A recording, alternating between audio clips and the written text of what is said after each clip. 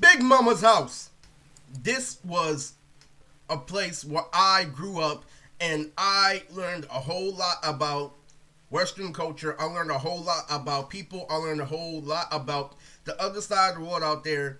So this is the world that I grew up in before I got to junior high, when everything was about talking shit, being a bad person. When I was over at this house is when everything was about being a nice person. Everything was about understanding. Race didn't matter because Big Mama's house was the house that my dad shared with this really nice lady named Helen. And you can tell that racism didn't exist because he let me, my brother, and my other two older brothers that had dreads live with her. And they were acting like a stereotypical black guy, but we were having so much fucking fun.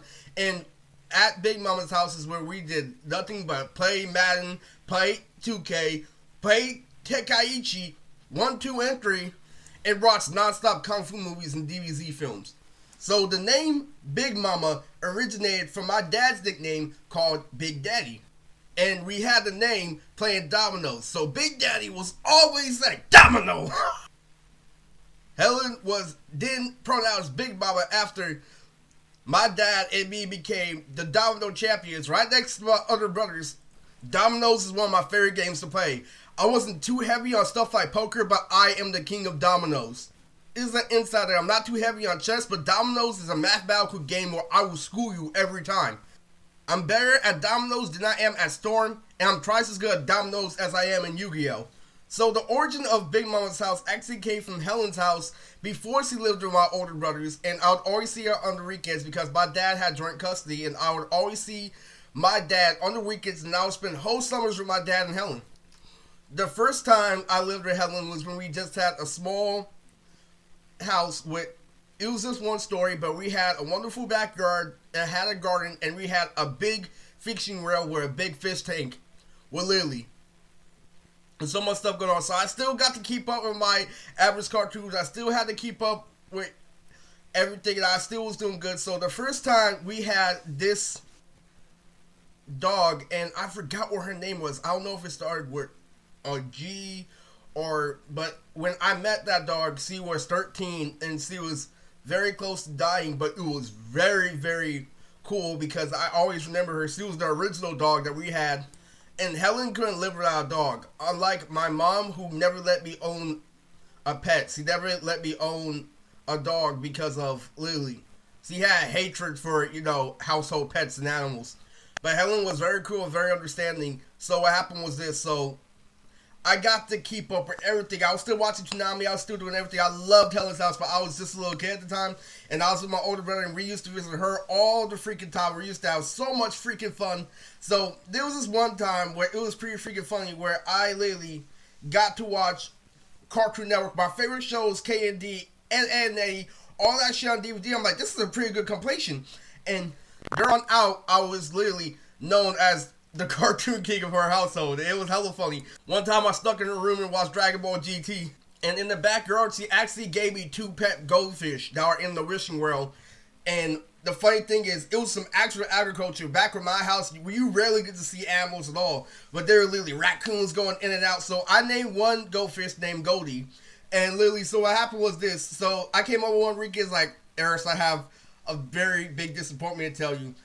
One of your goldfish died. I'm like, oh no! He's like, yes, it was the raccoons. I'm like, no, so the raccoons came into the wishing well and they ate my goldfish. I'm like, at least Goldie's okay. He's like, no, they killed Goldie too. And so at that time, after all that happened, her favorite dog ended up dying, and it was a very sad tragedy.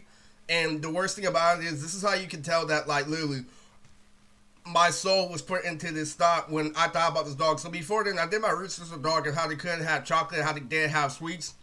And I thought I was guilty for the fact that she was dying. And so I confessed to Helen one day that, literally, Helen, I think I'm the reason why your dog died. One time I fed her a Pop-Tart, and I thought it was really bad for her digestive system. And she told me that it was okay, that she was coming up in her dog years, and that, literally, that didn't make that big of a difference, and that it's crazy. So I really put a lot of thought into that confession, but we still stayed strong, and we actually moved to a bigger house in American Canyon in Napa Valley. And that's when the greatness began. So when we moved to Napa Valley is when I literally got to live with my two older brothers who inspired the two comic book characters, the two manga characters that I stated in previous videos known as Damo and Babylon. Damo and Babylon was so freaking funny at Helen's house, it wasn't even funny. I was a little kid at the time, and so what happened was this. I literally heard a rap song for the very first time. I confessed to my older brothers with dreads. I'm like, hey guys, I found this new hobby. I want to learn how to rap. And they started dying. Like, there's your little ass wants to learn how to rap. This is the same guy that used to think he could do Kamehameha. Oh my god, this is... They were cracking up. He's like, Ernst, you want to learn how to rap? And I'm like, yeah. We were rolling up that road. So my older brothers were a really bad influence, but they weren't like through my eyes because I was a little kid. But this is literally the funniest shit ever. So the game started to play, so it was all about board games, dominoes, card games, and PlayStation games at Big Mama's house. That is the origin of greatness. And so literally, so what would happen is I was known as the War King. And I would always literally draw aces every single time. I would kill my older brothers in war. They're like, damn. I would always draw a king. I would always draw an ace. I would always draw a 10. Every single time I played war, I would kill my older brothers. And so Helen nicknamed me Ace Boy. We have to call him Ace Boy because he keeps drawing aces. And I was killing shit. So this is the funniest shit ever. So my older brother Babylon literally did the funniest shit when I told him I want to learn how to rap. So here's what happened. I was listening to the Real Slim Shady on repeat because that's the thing that really inspired me to learn how to rap. And this shit was so fucking crazy. What happened was I'm like, hey, Babylon, I have the idea for this hook. I want you to hear it. He's like, okay, let me hear it. And so I'm all like, son said this and son said that. And then I give up. I'm like, so the real Ace Boy, please stand up. And so Babylon looks at me. He's like, nice try. But it sounds too much like, I'm Slim Shady, you're the real shitty, and Slim Shady's just some material. And then he literally starts cracking up. He's like, I don't blame you. That song is the motherfucking shit. But the great thing about that was, I loved how he handled that situation because it shows you that I actually backed up what I was talking about. There's a beautiful message behind that scene. Minus the comedy. I told him I wanted to rap and I did something about it. And he loved it. And that was really, so the greatest part about that is he let me know, hey, that's not copying. That's why he said, nice try. Because that is the ultimate song to teach you how to rap. And that is literally why Damo and Babylon are in my comic book. Babylon was so fucking funny, but Damo was hella fucking funny. And he put me in a predicament on one time, but he did make me laugh when I was a little kid. But when I was a grown adult, I got into a situation with Damo that I did not like, that literally view him as a different person. So what happened was this. So in the comic book, Babylon and Damo are bad guys, and I was stuck living with Damo for literally a short period of time because he put me through house abuse. But to be honest with you, this was a funny moment, and this is another life lesson where I teach you guys that just because somebody is funny doesn't mean they're not full of shit. I'm sorry I have to state this. So, Damo, if you really want to know the legendary punchline of Arturo, he went like this. So he's like, you want to learn how to rap, Harris? And so they showed me the One Blood remix. And so basically when Tristan started spitting, Damo went like this. He's like, I can't be, I don't know what the fuck this nigga's saying. That shit was fucking hilarious, but still. And they were fucking up, but that's what happens when you have a stereotype. But I'm going to put it like this. So, Damo, Babylon, and my older brother, you can say that he's Itachi, you can say that he's shit, but they all stayed with me in Helen. So they had the funniest shit when we were over there. I just had to add this comedy, but this was way too fucking much. So Babylon literally scolded me. There was this one time where I had an erection for the very first time. I think I was in 6th grade going into junior high. And so Babylon saw that shit and he started cracking up. Literally, and he made a joke about it, so he's scratching his hand down there in his shorts. I'm like, what the fuck are you doing in front of me? He's like, what, man? I'm just scratching my leg. And then he was doing more foolish shit. He tried to bitch it up in the morning. And so he's like, bruh, this guy got hard on. And literally. And so I tried calling him out like, bruh, you're nasty for saying that in front of the dinner table. He's like, no, you're nasty. And so we were watching Wild and Out. And so literally they were playing this game called Plead the Fifth. And so literally, I didn't know how to tell a joke at the time. And so they're all capping back and forth. And I don't know what the fuck's going on. I'm just a little kid. So basically, they drove me over to the car. He's like, Ernest, you be watching that nasty stuff? You know what I'm talking about. Exit xxx.com. And so I'm like, I plead the fifth. And they started rolling, and I didn't know what it specifically meant. But literally, I just put two and two together because they kept on staying there and rounding out whenever they plead guilty. So I'm like, I plead the fifth, and they started dying. They were so fucking funny. So there was this one time where Helen had us go grocery shopping, and they saw these two black women in the grocery store. So Dave was texting up. And he's all like, look at the Gucci bag, and I support him, but I start speaking in tongues because I don't know what the fuck I'm saying, so I'm like, this and that. And so he drives me to the side when I'm too young to know what run the train means, and so he literally drives me to the side. He's like, yeah, that's right, Air Street double teaming them. And so before we continue on, the new ultimate dog came into Big Mama's house, and his name was Tony. Tony was a mix between a Australian Shepherd and a Border Collie, and he was a black and white dog, and he was my best friend. So Tony was literally the best dog that I've ever known. When you threw your hand out there, he would give you a hand five. He would literally be the smartest dog that you ever know. So Tony was literally the greatest shit that I've ever seen in my life, and Tony will always be my favorite dog. Fuck Old Yeller, fuck Molly and me. Tony will always be the ultimate dog. Even when we were playing dominoes, Tony had the ultimate fucking cap. He's like, oh no, it's Tony Montana. He be killing him. So Tony was literally so fucking intelligent, and he was too smart for his own good. So there was this one time where it was a hot day outside. And so what Tony did was Big Mama was wearing a big blouse. And literally, so what happened was this. So Tony did the craziest fucking move and hid under Big Mama's blouse, literally just to catch some shade. I was like, dude, that was super fucking intelligent. Tony was a fucking massacre, monster, mayhem. Tony was the shit. Now, just to get that out there, Tony literally held it down for everyone. And so, back to my older brothers, before I get into the Tikaichi tournament, before I get into how I was the best player at the fucking house, I have to state how crazy as shit was that Bobby Law literally tore me the fuck up. They would literally have the funniest excuse whenever they did wrong, but it was so fucking funny because here's what happened. Helen was very strict on me, literally just watching,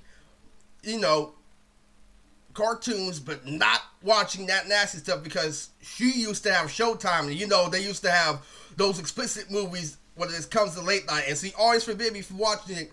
So there was this one time where I actually stuck in a room and I watched this show called The L Word.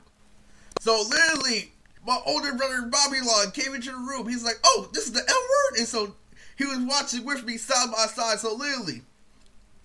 So I mentioned it up at the dinner table when I shouldn't have.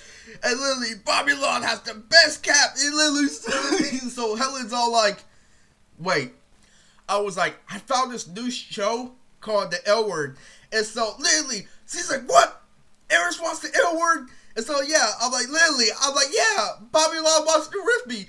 And so literally, Helen's all like, you let Eris watch the L Word? And so Bobby Law like, hold up, I was just informed that there was a new episode. I didn't even know he was in the room. The motherfucker got caught doing wrong and he blamed it on a new episode. And it was an even worse time when my older brother Atachi took me to go see Superbad. So Helen gave the rally, so we were figuring out which movie we wanted to see in theaters. And so all of a sudden Superbad's on the list, and so Helen's all like, Eris can't watch Superbad. And I'm all like, I already watched it. And she's like, Eris watched Superbad? And I'm all like, yeah, I watched it with Chris. And then Bobby Law comes out of nowhere. I can't believe you took me to see Superbad. And he's all like, all those inappropriate drawings? That shit was so fucking funny. But Helen was real. Helen was really, really, really, really wise and knowledgeable about being mature and everything. So, literally, so Helen gave me this punchline. So what happened was this. So we made a decision to go see Transformers, the one with Shia LaBeouf. So we went in the theaters, and so literally, her favorite cap was literally when the school jack pulls up on Shiloh trying to say, hey, what's going on? You try hopping around and hang with some big boys and you get some real girls. And so Silent cats back like, oh yeah, man, we can ride, we can go to Candyland, have a whole bunch of board games, play with some pop-up books and all that. And Helen started dying as she drove me to the side. You see, whispering my ear at the movie theater. You want to act like a little kid? I say we're going to do little kid things. And Helen was so fucking goat tier. Helen was all like, out there in the movie series, like, perfect action, perfect comedy. She was... That house was so fucking funny. There was literally this one time while I was shopping with my grandma and Uncle Jay. So literally, I figure out that Family Guy actually has a soundtrack. So I talked to older brother Dabo. I'm all like, yo, do you know they have a Family Guy soundtrack? He's like, oh yeah, honestly, apparently songs to be singing. But Helen was real. Helen was really, really good at literally keeping it real, but keeping it very nice at the same time.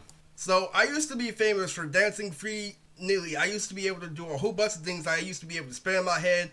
I used to be able to like literally do cart flips. I can front flip with one hand. But there was a catch-22 to that. I had an advantage because I was short and I weighed under 100 pounds. And I didn't know how to pop the lock or do anything. I didn't actually know how to dance. I only had the advantage because I was light. And I learned that when I was older. I can do all these superficial things, but I couldn't backflip. I can backflip now that I went to the gym.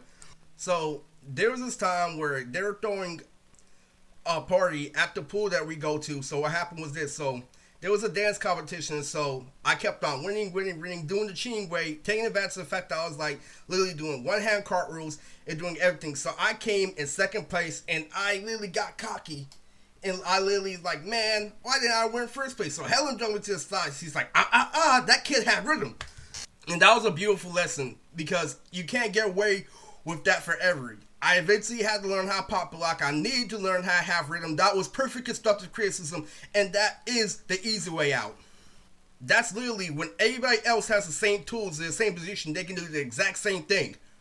But that's why I needed to learn skill, and I learned how to pop a lock, and I got all that treatment when I was in junior high. Please believe me. And that's why Helen was the GOAT. And that taught me actually a beautiful lesson about life, because my older brothers and stuff like that, they were getting into tons of trouble.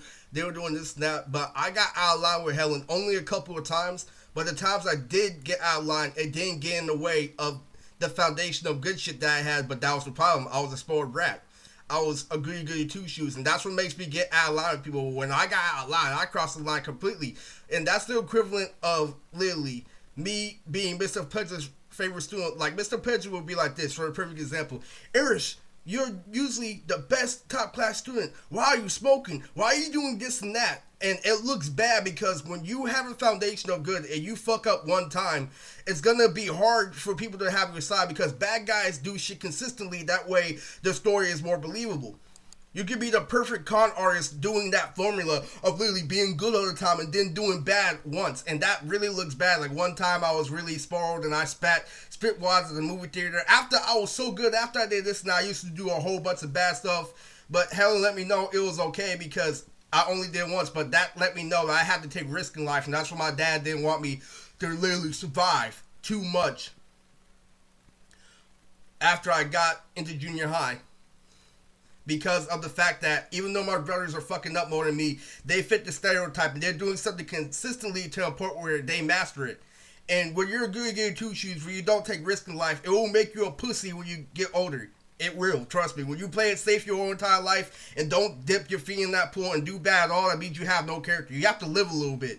You have to literally take risk in order to put yourself in danger, in order for you to grow up, in order for you to grow balls, in order for you to do this and that. And that was a beautiful lesson that I learned at her house because she only let me know one time. You know what? You may have got out loud with me, but trust me, your brothers are fucking up. But they're going to win society if you don't start literally experimenting and literally learn multiple traits and literally be a jack of both fields. When you fight fire with fire, that's a little statement.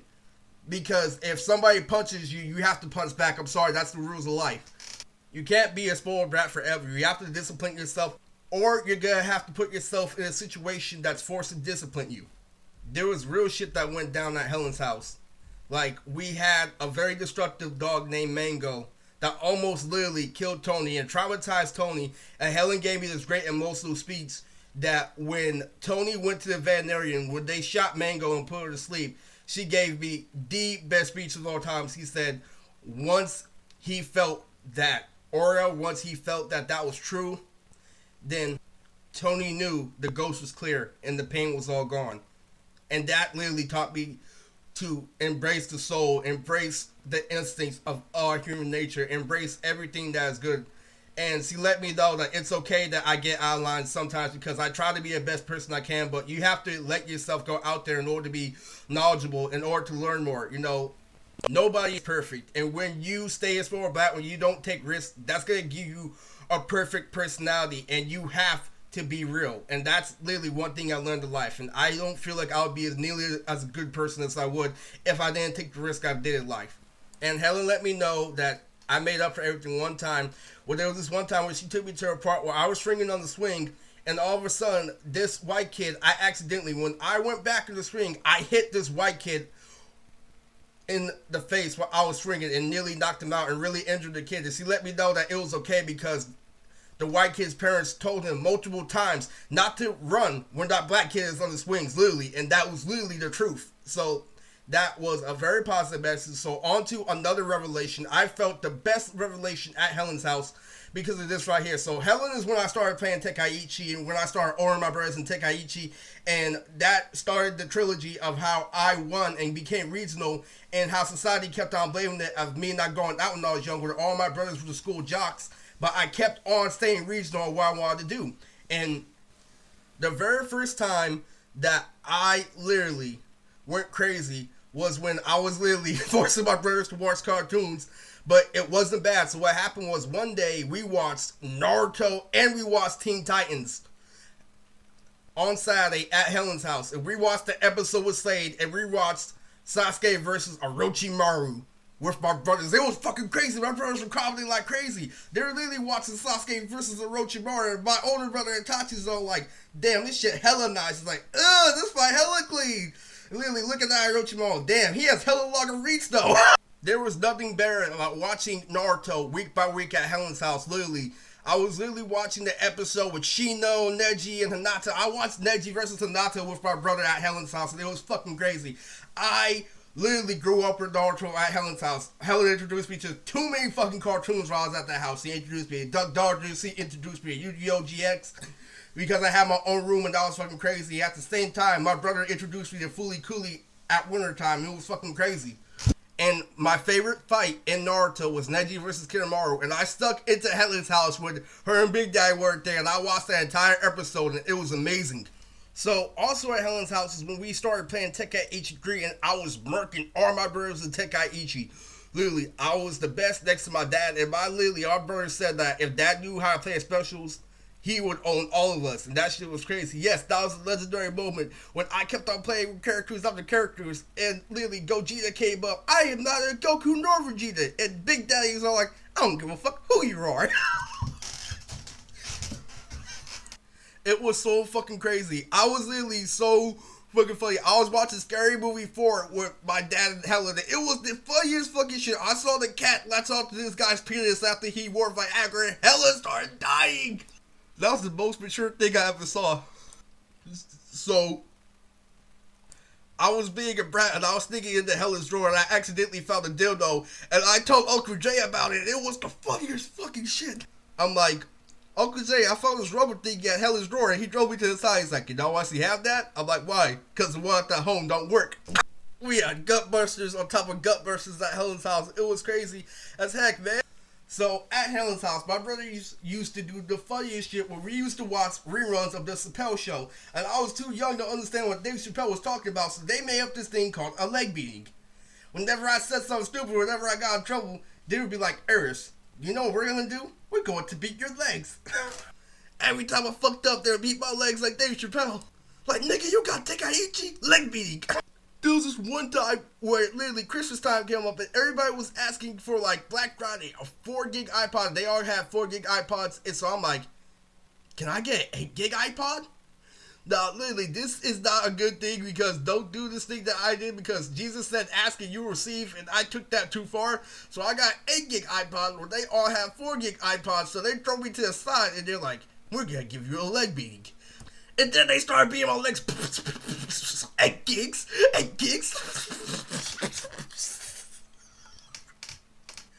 That was way too fucking crazy. So my mains at Tekkaichi when I was at Helen's house was Ultimate Gohan, Kid Goku. Sometimes I'd reckon with Android 18. All the legendary battles like Oob versus Goku at the Itachi video that I posted. All those legendary battles, Hercule versus Super Saiyan 4 Vegeta, that all happened at Helen's house. When my brother lost, when he was Gohan and I was Krillin, was all at Helen's house. But that was really insane. So, one last crack before I wrap this up. There was this time where my brothers were doing work for my dad. So, literally, here's what happened. Their co-worker called Bobby Law out of nowhere. And so, Bobby Law started fucking rolling. And so, I didn't know what was going on at the time. And so, literally, my brother was like... And so, Davo looked at Bobby Law. He's like, what? And so, Bobby Law's like, this nigga fell through the ceiling. Because they were supposed to install security systems in houses and shit. So this guy was doing it on top of the roof he shouldn't have, and he called Bobby Law, and he's all like,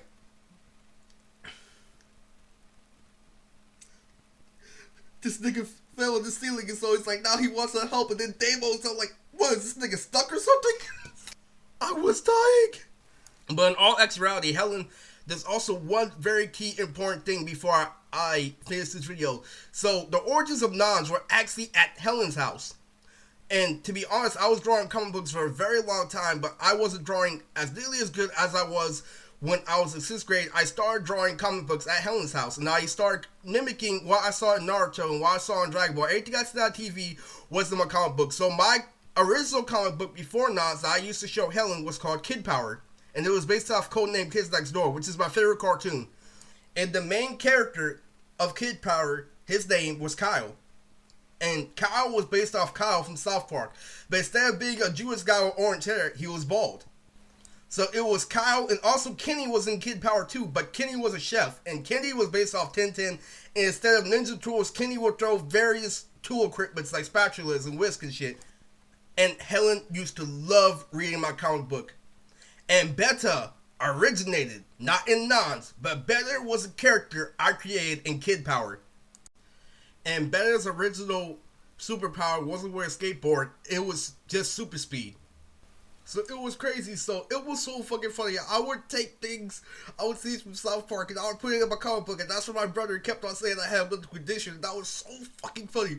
What happened was literally, there was a Tekkaichi tournament I made, and it was based off the Nintendo Wii, where Cartman literally froze himself in time to get the Nintendo Wii, so everybody was lined up. You hit those T's assemble. And the ultimate prize, the Nintendo Wii. And Helen was like, oh, this is really cool. And my dad was all interested too. And so my brother started cracking up behind the scenes because literally they just saw that shit. Kyle making the most of speeches, we have to work together in order to get the Nintendo Wii. It was so fucked up. And so literally Helen's reading this shit, and I literally put in the captions. So Kyle, after defeating the major villain, went to go save his ally Kenny, accompanied by Craig and his friends. And so Tachi out of nowhere where Helen's reading this shit, he's like, oh yeah, I saw that episode.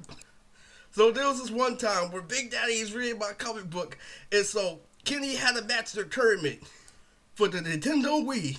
So what happened was this, I copied the entire fight between Neji and Naruto, and my dad didn't watch that shit being a Dragon Ball and started there. And this was the funniest shit, so here's what happened to Lily. So Kenny fights and Lily, the match lasts for long, even 3 minutes, and it was so fucking crazy. So at the end, Lily, you see smoke, and the guy thought he beat Kenny, but all you see is a pie right in front of his face. And so the guy looks down, and all of a sudden, Kenny pops out the pie and uppercuts that guy. And I stole that shit from Naruto. And my dad fell in love, literally. My brothers were still cracking up by the way, so this shit was crazy as fuck. So my dad's like, oh my god, Eris, that's amazing. So literally, he even talked to Helen that same night. I can hear him, he's like, jumped up the pie. That guy jumped up the pie. What, that was hell into it. And motherfuckers were all like, we gotta do something about this boy. Like big. But a lot of things that originated in Nas came at Helen's house. Like, Nink was a character that I created at Helen's house too. So Helen was pretty cool, and what happened was this. So after my dad and Helen didn't really work out, I get into junior high, and I have this great, wonderful time skip at scout camp. And so here's what happened. So I'm usually just the only black guy in my troop. So one time with the scout camp, there was a whole troop that was black. And literally, nothing but black people, one troop. And literally, it was so crazy. That troop literally got into a fight and got kicked out of summer camp. But before that happened, literally, so I'm sitting here and we're going swimming for one of the merit badges. And what happened was this. So there was this black kid, really darker than me, looked at me across the room where we were getting dressed in the swimming pool. And he literally nods his head. He's like, "What's up, bruh?" And so literally, I look at him like, he's not looking at me just because I'm black, right? And so he literally comes up to me, what's up, Brett? So I shake his head, and so he start talking. I'm like, so what merit badges are you working on? And he's like, are you black or what? And I look at that black kid, I'm like, I have a name, you know? And so literally, there was this one time where my mom passes me a phone, she's all like, you want to talk to Helen? And I tell Helen that entire story, and Helen starts rolling. She's all like, I have a name. Why try to get me when I have a name? It was fucking beautiful. That was literally the best fucking color. No, but it was great. But in conclusion, that was the life and times and adventures at Big Mama's house.